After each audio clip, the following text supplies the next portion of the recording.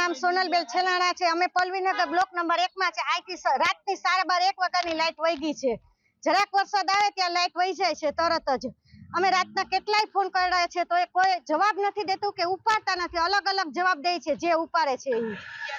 અહીંથી અમે 2-3 જણા ગયા છે, રાતના ફોન કરે છે। રાતના અમારા નાના બાળકો પરેશાન થાય। અમારા ઘરમાં દર્દી છે અત્યારે, એ રાતના એમને લાઈટ વગરના ગરમીમાં રહે છે। એ દર્દી બહુ જ બીમાર છે એમ કે અત્યારે કોઈ આવતું નથી કે જવાબ દેતું નથી। અત્યારે કેટલાય જરાક રાતે વરસાદ લાઈટ જાય છે તો તરત જ અમારી સોસાયટીમાં લાઈટ કેમ જાય ને પાણી આવે ત્યારે લાઈટ જ જાય છે। ઈ હર વખતે પાણી આવે ત્યારે પ્રોબ્લેમ થાય જ છે। પાણીનો વારો આવ્યો નથી ને લાઈટ ગઈ નથી। બીજી સોસાયટીમાં લાઈટ છે તો અમારી સોસાયટીમાં કેમ લાઈટ નથી? ઘડી ઘડી ફરિયાદ કરીએ તો અલગ અલગ જવાબ દે છે। રાતે 12:30-1 વાગ્યાની લાઈટ ગઈ છે।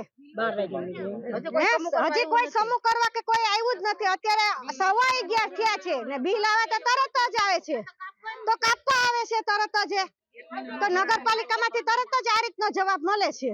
જાનવી સુજીત જોશી મારું નામ છે। અહીંયા લાઈટ વહી ગઈ છે, રાતના 12:30 ની લાઈટ વહી ગઈ છે, તો એના માટે કેમ કાર્યવાહી નથી થતી? અને પછી પીજીવીસીએલ વાળા એમ કહે છે કે ભાઈ અમે રિપેરિંગ કરીએ છીએ, તો પેલા કેમ ચોમાસા પહેલા રિપેરિંગ નથી કરતા? તો એ લોકોએ રિપેરિંગ કરવી જોઈએ, અમને સેવાનો લાભ સરસ આપો। અને અત્યારે લાઈટ વહી ગઈ છે તો કેમ અમને કાર્યવાહી એની નથી કરતા? થાંભલા નથી ઉપાડતા। રાતના 3 વાગ્યાના ફોન કરીએ છીએ, અધિકારીઓ સાથે વાત કરીએ છીએ, ફરતા ફરતા જવાબ આપે છે। ફરતા ફરતા નો જવાબ આપો, એક જ જવાબ આપો ને જલ્દીથી જલ્દી લાઈટ આપો। અમારે લાઈટની જરૂર છે, અમારે વૃદ્ધ રહે છે, નાના છોકરા રહે છે, તો અમારે શું કરવાનું એના માટે થઈને?